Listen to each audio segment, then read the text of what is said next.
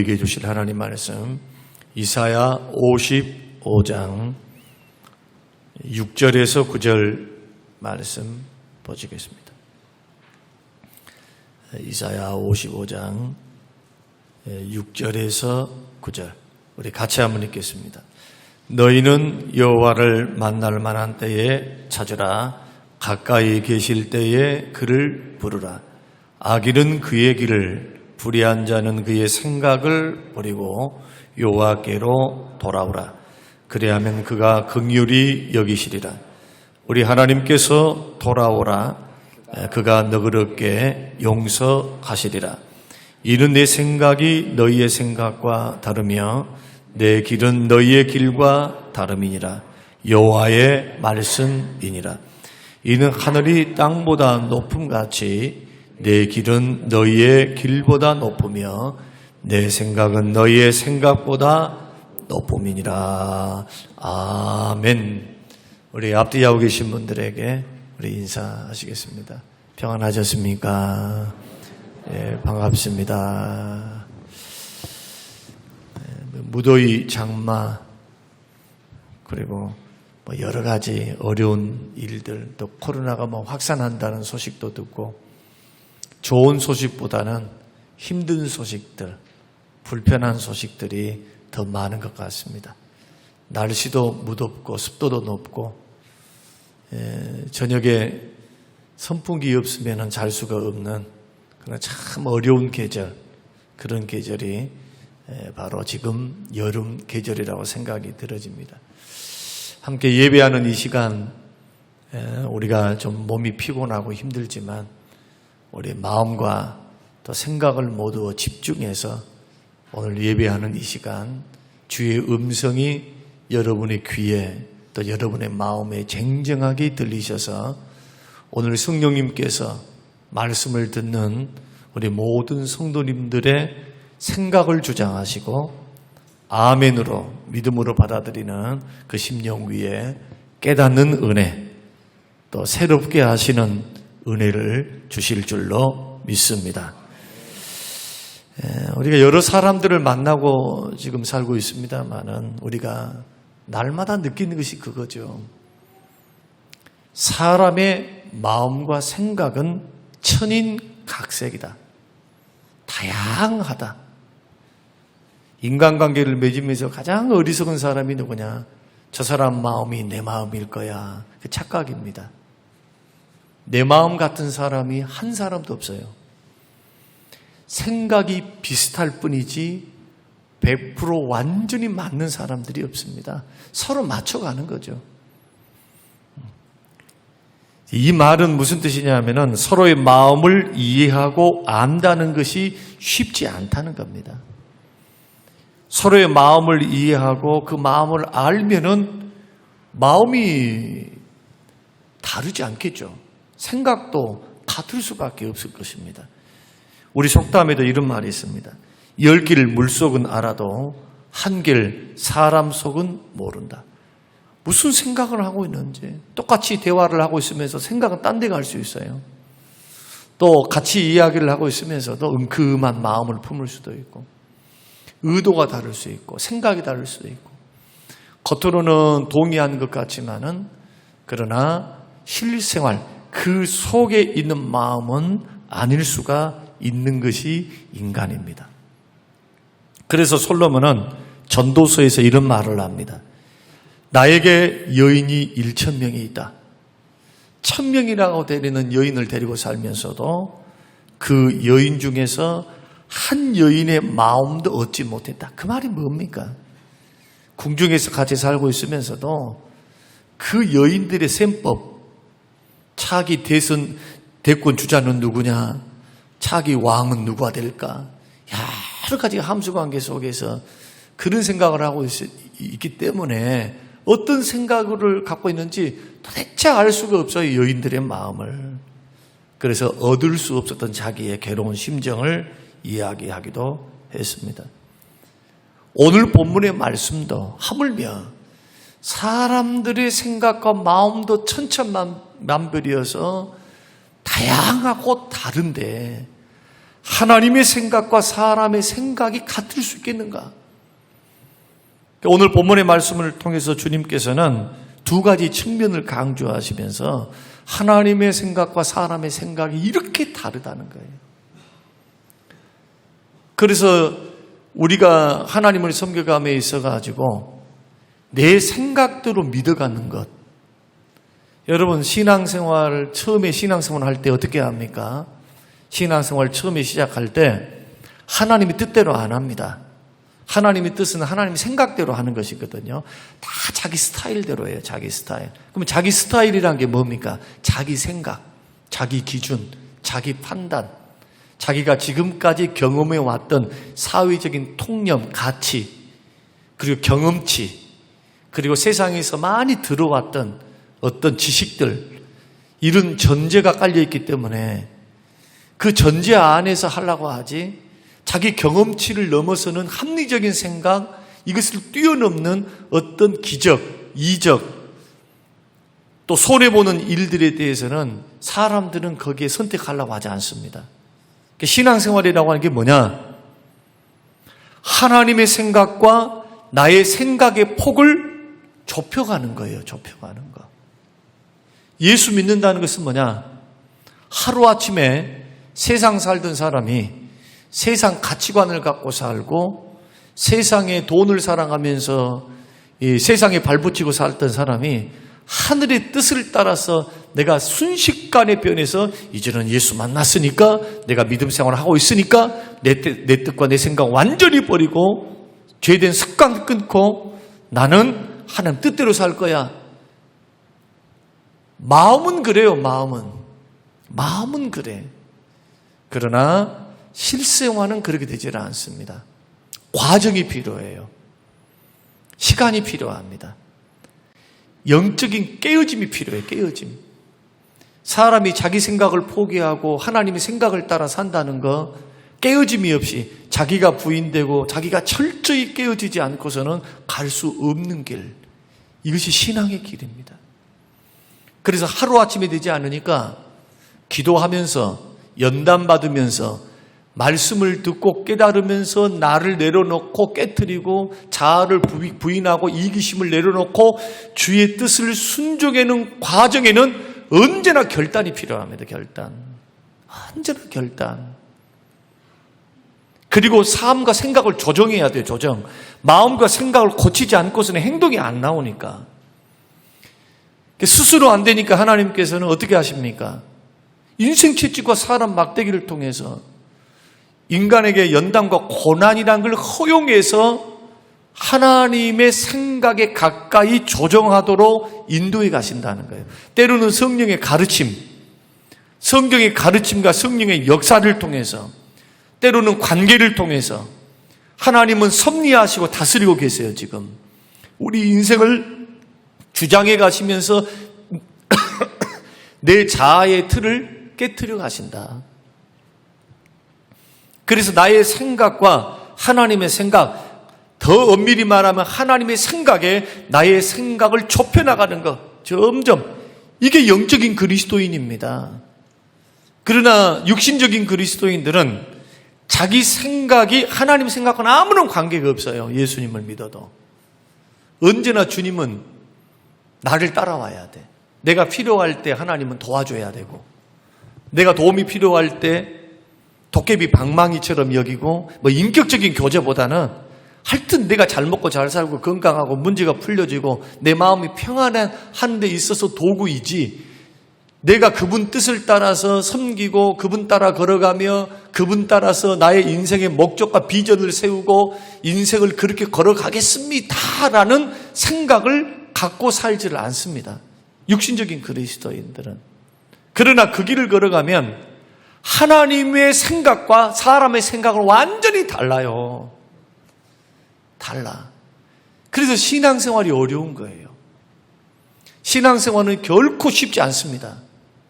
자아의 틀이 깨어지지 않으면 예수 믿고 구원받는 것은 은혜로 구원받지만 구원받고 난 후에 살아가는 과정에는 사단과 싸워야 되고 내 안에 있는 이기심과 싸워야 돼요.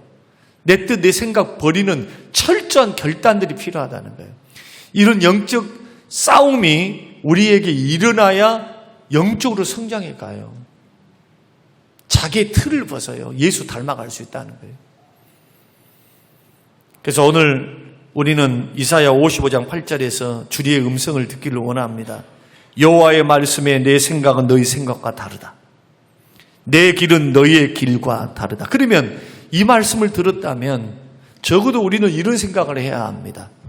지금 내가 생각하는 이 생각의 방향성이 과연 옳은가 하는 겁니다. 내 생각을, 가치를 결정하고 가치관을 세우고 옳고 그름을 판단하는 내 기준이 과연 옳은가? 그러면 옳은가 그른가 하는 그 기준의 체계의 그 결정적인 기준이 뭡니까? 하나님의 말씀, 하나님의 생각, 하나님의 뜻이 되어야 될 줄로 믿습니다. 하나님의 생각, 하나님의 뜻이 아닌 세상 사람들의 말들, 철학자의 말들, 부모님의 말들, 옳은 것도 있지만 그게 다 진리는 아니거든요. 세상 살아가는 처세일 수는 있어요. 처세술. 그러나 그것이 진리일 수는 없어요. 지혜를 줄 수는 있지만 그것이 생명의 길일 수는 없다는 거예요. 그래서 오늘 우리 생각과 하나님 생각의 다름을 먼저 인정하는 것이 겸손입니다. 이런 사람들은 겸손히 기도함으로 주의 뜻을 물을 거예요. 내 원대로 되지 않고 내 뜻대로 되지 않고 고난이 찾아올 때 어떻게 할까요? 이런 사람들은 하나님의 섭리를 믿기 때문에, 다스림과 통치를 믿기 때문에 이런 분들은 어떻게 할까요? 기도함으로 주의 뜻을 구하죠. 말씀을 읽으면서 묵상하면서 하나님의 뜻이 뭡니까? 주의 뜻을 보여주십시오. 이렇게 돌다리를 두드리면서 걸어가겠죠. 교회 나올 때는 하나님의 사람입니다. 교회 밖에서는 세상 사람입니다. 이렇게 말은 안 해요. 다 예수 믿는다 그러지. 그러나 엄밀히 말하면 하나님의 생각과 사람의 생각은 다릅니다. 그러므로 조정이 필요해요. 조정할 때는 믿음이 필요해요. 믿음. 자기 자아의 틀에 갇혀 있는 사람, 자기 생각, 순간순간 드는 자기의 경험치를 가지고 자기 생각을 가지고 그것이 어떤 기준인 것처럼 살고 사는 사람처럼 어리석은 사람이 어디 있어요? 자기 경험이 다 옳습니까? 그렇지 않잖아요. 그래서 우리 기독교 안에서 예배드리는 우리 모든 공동체의 일원들은, 우리 식구들은 왜 하나가 될 수 있느냐? 내 생각이 기준이 되고 경험이 되면 하나가 안 돼요. 이 사람은 경험이 다르고 저 사람이 경험이 다르는데, 아까 말씀드렸습니다. 천인각색이라고. 사람이 다 안 똑같아요. 다 달라요. 방향이 같은 것 같아도 다 일치되는 것은 아니라는 거예요. 그래서 하나님 말씀을 주목해서 그 뜻 안에 머물러 있기 때문에 교회는 하나가 되어서 걸어가는 거지.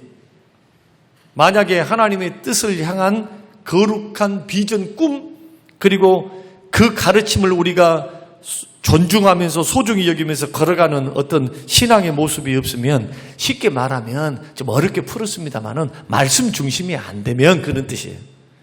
말씀 중심이 안 되면 모두가 제각각이 제각각. 교회의 모습, 아름다운 또 하나님이 기뻐하시는 교회의 모습이 될 수가 없다. 그러면 하나님의 생각과 사람의 생각이 어떻게 다를까요? 적어도 세 가지 측면에서 다른데, 첫째는 인간은 보상 심리가 있어요. 그런데 하나님은 어떻게 하십니까? 하나님은 은혜를 주시기를 기뻐해요. 자, 사람이 은혜가 무엇인지만 알아도, 하나님의 은혜에 대해서 깨닫기만 해도, 그 은혜에 대해서 알기만 해도 예수님을 쉽게 영접할 수 있어요. 통상 예수만 믿으면 하나님의 자녀가 되고 죄 용서받고 영생을 얻는다, 이런 말이 많은 사람들, 불신자들 전도를 해보면 안 믿어진다 그러잖아요. 왜 그렇습니까? 아무런 노력도 없이, 나 한 것 아무것도 없는데, 은혜는 공짜로 거저받는 것이거든요. 이 세상에 공짜가 어디 있어, 공짜가. 세상 사람 그렇게 말하죠. 공짜가 없어요. 여러분 절대로 속지 마세요. 공짜 없습니다. 누군가가 갖다 줬습니까? 분명히 의도가 있어요. 의도가. 무조건 공짜로 바치는 사람 어디 있어요? 나는 당신하고 관계를 회복하기 원합니다. 나는 당신이 나를 더 사랑하게 해주기를 원합니다. 나를 더 마음에 들기를 원합니다. 그 잠언에서는 선물을 자꾸 하면 사람의 마음을 얻는데요. 그러니까 사람의 마음을 얻으려면 말로만 하면 안 돼요. 선물을 해야 돼. 그 사람에게 맞는 선물. 선물이 뇌물이 아니고 선물. 뇌물을 자꾸 주지요. 뇌물. 청탁을 하는 거예요. 한 번 주고, 두 번 주고, 세 번 주고, 네 번 주고, 그 다음에 다섯 번째쯤 돼서 사실 조그마한 부탁이 하나 있는데요 하면서 이야기를 합니다. 그런데 먹는 놈은, 죄송합니다만은 먹는 놈은 할 말이 없어. 먹었거든. 그렇게 해서 함께 죄의 구렁텅이로 빠지는 것, 의도가 다 있어요. 그런데 구원은 공짜로 받습니다. 사람의 노력으로 구원 못 받아요. 사람이 심었으니까 거두는 법칙은 있습니다. 자, 우리 영적인 법칙에서도 기도 안 하면 응답이 없어요. 아무리 갖고 싶어도, 아무리 하나님의 은혜를 받고 싶어도, 구하지도 않는데, 사모하지도 않는데 하나님이 주실 리가 없다니까요. 그러니까 은혜 받지 못하고 응답이 없는 탓을 하나님 탓하면 안 됩니다. 신앙선 해나가면서 하나님 탓하면 안 돼. 기도 안 한 탓, 기도 잘못한 탓. 기도 안 한 탓, 기도 잘못한 탓. 욕심에 끌려 잘못 기도하고 하나님의 뜻과는 상관이 없는 것을 구하는, 그것은 아무리 백날 첫날 1년을 금식하고 기도한다 할지라도 응답이 없어요. 거기에는. 그러니까 하나님은 이렇게 심고 거두는 법칙을 말씀하셔서도 구원만큼은 사람의 노력이 0.0001% 들어가 있지 않습니다. 오직 십자가에서 우리를 위해 죽어주신 그리스도를 믿는 그 믿음의 공로, 예수님의 공로로 값없이 천국 법정에서 의롭다함을 받고 죄 용서받고 하나님 자녀 되는 것. 그러니까 너무 쉬우니까 사람들이 안 믿는 거예요. 너 문제 해결되려면 1억 가져와. 풀어줄게. 점쟁이가 무당 푸닥거리 하면서 이 문제 풀려면 3천만 원짜리 제사를 해야 돼. 그러면 거기에는 사람들이 몰려듭니다. 여러분 죄송하지만은 우리 한국 신앙 정서 안에는요, 정말 점집이 많고 무당집이 많은 그 이유가 뭔 줄 아세요? 다 종교심이 있기는 있는데 왜 잘 팔릴까요? 잘 될까요? 우리 기독교 신앙에서는 주님 말씀하시길, 너 거저받았지, 구원 거저받았지, 너 하나님의 은혜로 치료 거저 공짜로 받았지, 하나님의 은혜로. 그러니까 남들에게도 공짜로 해줘. 뭐 받지 마. 돈 가지고 와. 감사헌금 가지고 와. 이런 말 하지 마. 하나님이 거저 공짜로 은혜를 주셨고 구원을 주셨고 치료해 줬으니, 너 거저 받았으니 남들에게도 거저 줘라는 거예요. 거저 줘라. 그런데 안 먹힙니다. 잘 이것은. 그런데 액땜 하려면은, 소원 성취하려면은 1000일 동안 탑돌이 하시고 1000배를 하세요 하면은, 사람들 보세요. 지성이면 감천이니까 지성 감천의 노력 얼마나 합니까? 얼마나 해. 기복주의 신앙 얼마나 합니까? 기독교 신앙은 그게 아니에요. 정성이 필요 없다는 것이 아니고 보상 심리, 심고 거두는 법칙 이외의 법칙이 있다는 거예요. 그 법칙이 뭐냐? 하나님의 은혜로 구원받는, 은혜로만 구원받는 법칙. 그래서 하나님의 생각이 이렇게 달라요. 공짜로 죄가 있는 것 알아요. 부족한 것 압니다. 그러나 예수 그리스도를 나의 구주로 믿고 영접하면 과거, 현재, 미래의 모든 죄를 용서하시고 하나님의 자녀로 삼아주시고, 하나님의 법정에서 천국 가볼 필요도 없어요. 하나님의 법정에서 미리 선고를 해준 거예요. 지금 하나님의 법정 죽어서 백보자 심판대 앞에서 내가 서서 하나님의 선고를 기다려야 되는데 그 선고를 미리 앞당겨 주는 거예요. 그래서 성경은 예수를 믿으면 구원을 얻었고, 과거 완료로 말하잖아요. 가봐야 합니까? 과거 완료로 말하는 거예요. 과거 완료로. 예수 믿지 않으면 이미 심판이 임했다. 하나님의 법정에서 이미 심판을 내렸고 이 땅에서도 심판, 정죄를 받는 거예요. 정죄. 예수 믿으면 정죄가 없습니다. 그리스도 예수 안에는 결코 정죄가 없어. 정죄가. 이제는 쓸데없이 예수 믿고 나서 죄 지었다 해서 마귀의 정죄에 빠져서 나는 지옥 가요. 천만의 말씀이에요. 나를 자녀 삼아주신 그 택하신 하나님은 그 부르심, 하나님의 부르심에는 후회하심이 없어요. 하나님은 반드시 우리를 능력의 팔로 붙드사 구원의 길로 인도하십니다. 그러나 범죄하는 그 인생은 고달파요. 회개하기 전까지. 하나님이 가만 내버려 두지 않죠. 회개하도록 하나님이 다스리시죠. 통치하시죠. 그래서 순종하면 복을 받는 거예요. 자, 이런 부분. 그래서 구원은 결코 인간의 노력으로 받는 게 아니다. 하나님 은혜로 받는다. 상급은 달라요. 하늘의 보화를 쌓아둬야죠. 자기를 위해서 먹고 살고 온통 허랑방탕하면서 사치하면서 하나님과 하나님 나라와 영광을 위해서 또 이웃 사랑하는 데 쓰지 않고 자기만을 위해서 썼는데 뭔 상이 있어요. 받을 게 하나 없지. 그래서 주님도 하늘나라의 보화를 쌓아두길 위해서 힘쓰라고 말씀하죠. 보화를 하늘에 쌓아두지 이 땅에 돈 쌓아두지 마라. 그래서 성경이 말하는 축복받은 사람은 뭐냐? 많이 쌓아놓은 사람이 아니고 주는 자예요. 주는 자. 그래, 주는 자가 복이 있다. 복 받은 사람 주는 자예요. 주는 자. 왜? 더 넘치도록 하나님이 그 사람에게 채워줄 것뿐만 아니라 주님의 약속입니다. 이것은 주님의 약속이에요. 주라 그리하면 후이되어 넘치도록 채워주리라. 주는 자가 복이 있다. 과도하게 아껴도 가난하여질 뿐이다. 구두쇠 되지 말라는 거예요. 예수 믿는 사람들은. 생각해 보십시오. 부자가 되려면 더 벌어들여야죠.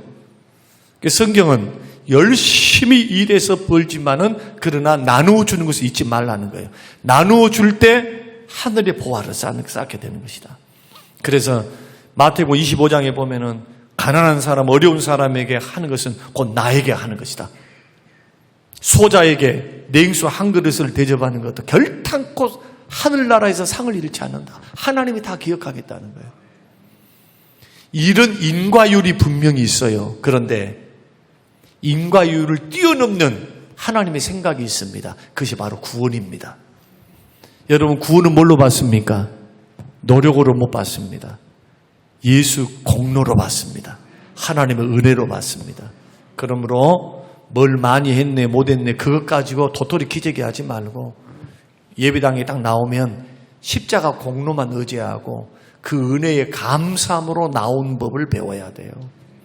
이것이 첫 번째요. 두 번째로, 사람들은 자꾸 내일 일을 알고 싶어요. 그러니까 자꾸 점집 가죠. 점집. 우리 어떻게 되겠어? 무당한테 부닥거리하고 자꾸 점집에 가고 또 기독교 신앙 안에서도 자꾸 예언 기도 받죠. 여러분, 성경이 말하는 예언은 미래를 아는 것이 아닙니다. 성경에서 말하는 예언의 은사라고 하는 것은 말씀을 풀어주는 거예요. 주님은 내일 일을 알라고 생각하지 말라고 말씀하십니다. 전도서 7장 14절, 형통한 날에는 기뻐하라. 아니, 하나님이 잘되게 하시고 길을 열어주시면 감사하고 기뻐하고 살고, 곤고한 날, 환난과 고난이 올 때 내 원대로 안 되고 내 뜻대로 안 되고 내 생각대로 안 될 때는 생각하라는 겁니다. 도대체 왜 안 됐을까? 이 일을 향한 하나님의 뜻은 뭔가 말이에요. 내가 원하는 일인데 하나님이 자꾸 길을 막고 내가 생각지 않은 고난과 어려움이 내 가정 안에 들어오면 이것을 우연히 생각하는 사람이 어디 있어요? 예수 믿는 사람들이. 하나님의 섭리를 믿는데 주님이 지금 우리 인생을 딱 잡고 다스리고 통치하고 인도해 가고 계시는데 상황과 환경을 주장하시면서 생사화복을 주장하시면서 주님이 인생을 인도해 가시는데 그 공고한 날 힘들 때는 낙심 절망하면서 불신 가운데 빠져 죄 가운데 빠지는 것이 아니라 하나님 앞에서 기도하는 거예요. 주님, 이 일을 향한 주의 뜻은 뭡니까? 주님, 내가 어떻게 해야 합니까? 피할 길을 주세요. 올바로 선택할 수 있는 은혜를 베풀어 주십시오. 그 공고한 날에는 생각하는, 기도함으로 생각하는 거예요. 주의 섭리를 생각, 뜻을 생각해 보면서 하나님 앞에 걸어가는 것.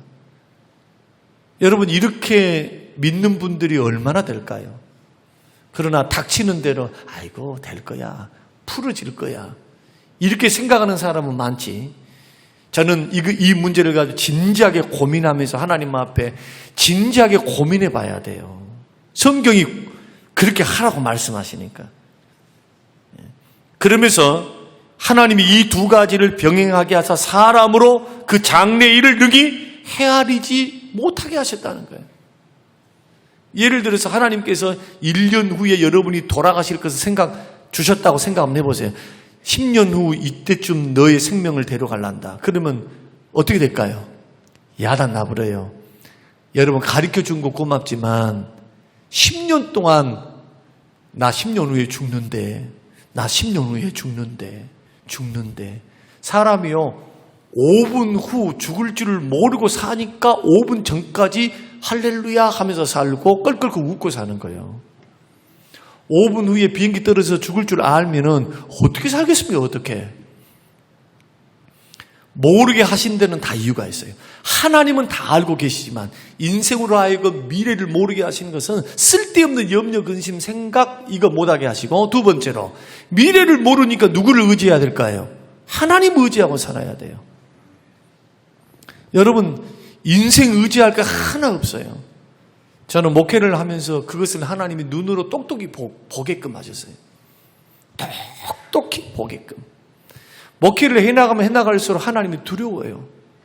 하나님이 은혜에 감사하고 그 사랑에 감격하지만 두려워. 얼마나 많은 죄를 지었기에 그런 어려움을 당하는가. 예수님 말씀하셨어요. 실로암 망대에서 7명이, 그 망대가 무너져서 7명이 죽었는데 그 사람들이 죄가 많아서 그렇게 죽었다고 착각하지 마라. 주님 그렇게 말씀하셨어요. 왜 장래일을 모르기 때문에 하나님을 두려워해야 되느냐? 미래일은 내 날이 아니기 때문에 그래요. 주께서 허락하실 때 가능한 나의 날이다. 은혜로 사는 날이기 때문에 쓸데없이 예언기도 받으러 간다고 그런 분들 별로 믿음 좋은 거 내가 못 봤어요. 결코 바람직하지 못합니다. 하나님 말씀을 따라서 말씀 속에서 뜻을 분별하면서 걸어 나가는 것이 가장 지혜로운 방법이다. 지금 당장 힘들어도 낙심할 필요가 없어요. 내일 일을 모른다고 불안할 필요도 없다. 오늘을 사셔야 돼요. 오늘을 어떻게 살아야 합니까? 주어진 일에 충성하면서 하나님을 의지하면서 믿음으로 살아가는 것. 제가 어제 청년들 성경 공부하면 기독교 윤리학을 웨인 구르뎀 기독교 윤리학 지금 3권째를 하고 있는데 청년들을 모아놓고 제가 그런 말을 했어요. 늘 제가 잘 쓰는 말입니다만은 지금 미래가 굉장히 불안하죠. 청년들의 트렌드, 그 마음의 심리적인 그 문제는 뭐냐? 불안감입니다. 미래가 어떻게 될까? 결혼할 수 있을까? 집이라도 살 수 있을까? 나는 정말 사람답게 살 수 있을까? 내 미래의 삶은 안정이 될 수 있는가? 얼마나 불안하겠어요? 얼마나. 우리 청년들에게 예수님이 내일 재림한다 하실지라도 예수님이 내일 재림하신다면 교회 나와서 기도하지 말라 했어요. 기도하지 마라. 예수님 재림한다고 다 팽개쳐버리고 일도 팽개쳐버리고 뭣도 팽개쳐버리고 그런 교회 나와서 그냥 휴거 받는다고 그런 거 하지 말란 말이에요. 그런 거. 의인이 겨우 구원받으면 어떻게 되겠어요? 여러분 일을 하셔야죠. 일. 예수님이 재림하실 때 여러분 일하고 계셔야죠. 일. 열심히 가정 돌보고 하나님이 주신 거룩한 직업의 소명을 가지고 열심히 일을 해야지. 일이 거룩한 일이잖아요. 소명이잖아요. 하나님께서 우리에게 주신 거룩한 직업의 소명이잖아요. 기도만 거룩합니까? 일이 얼마나 거룩해요. 이웃 사랑하는 것이고 사람들 돕는 것이고 여러분 일들을 통해 생산적인 일인데 이것이 이웃 사랑이에요. 이웃 사랑. 그러니까 막 자선 베푼 것만 사랑이라 생각하면 안 된다니까요. 기독교 세계관이 아니에요. 이것은.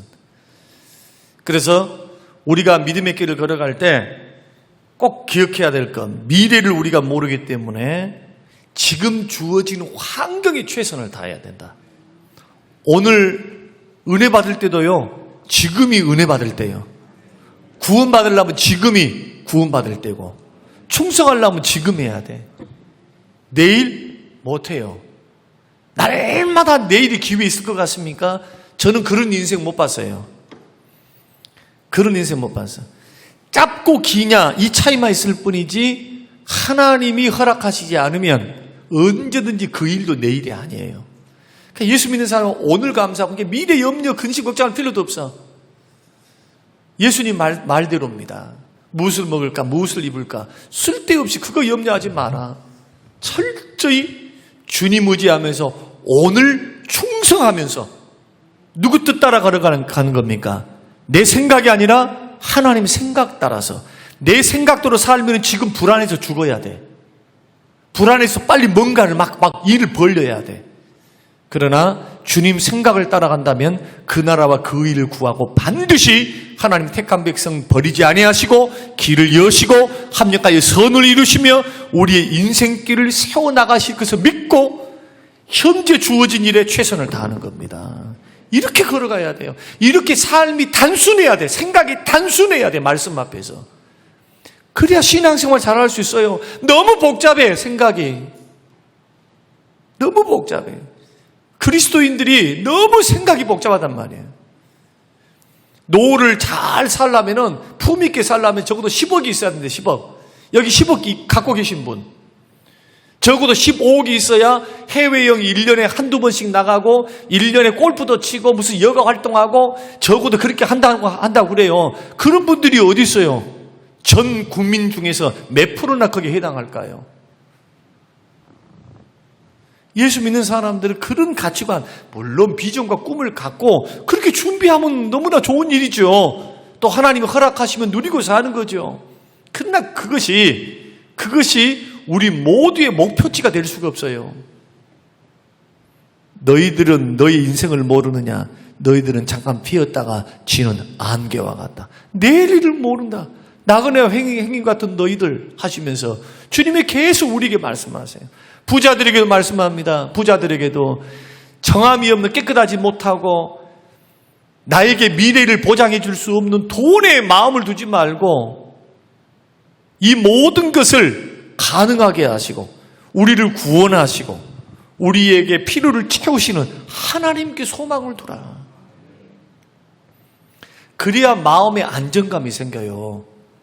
쓸데없는 불안과 염려 속에 여러분 함몰되지 않는다. 또 하나 자식 문제 이야기해 볼까요? 자식이 내 자식이라 생각하니까 괴로운 거예요. 내 자식이라 생각하니 집착이 생겨. 조금만 넓게 생각해 보세요. 내 물질이 어디 있어? 내 물질이요. 하나님이 주신 하나님의 것이지. 내 자식이 어디 있어요? 하나님이 나에게 맡겨진 자식이지. 그러니까 주의 교양과 훈계로 가르쳐야지. 내 자식이니까 내 뜻, 내 생각, 내 욕심대로 가르쳐서 자식들을 잘못된 길로 인도하는 거죠. 하나님이 자식이니까 네 자식 내 거야. 내가 준 거야. 하나님이 이렇게 선포하시니까 하나님의 뜻대로 가르쳐라.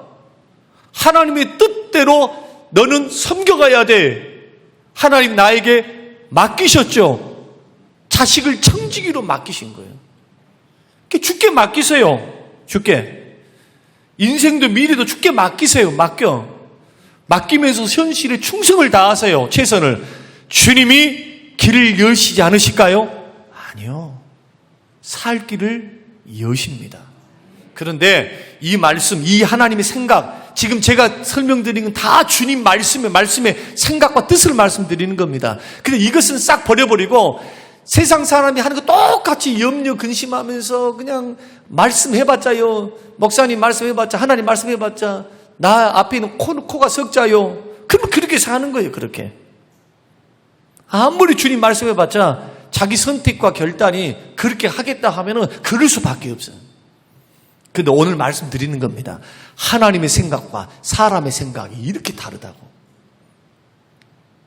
세 번째는 뭐냐? 사람들은 모든 것이 이해되면 믿겠습니다. 이렇게 말한단 말이에요. 그러나 하나님은 어떻게 말씀하시느냐? 하나님을 믿으면 하나님의 영광을 본다. 믿으면 이해가 된다는 거예요. 기독교 신앙은 절대로 합리적인 합리와 논리 아래만 갇혀있지 않습니다. 합리와 논리를 초월해요.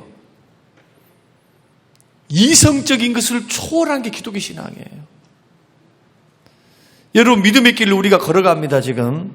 그런데, 합리적이고 이성적인 것만을 진리로 받아들이면 하나님 앞에 항의합니다. 하나님, 나 열심히 기도했는데 왜 안 주십니까?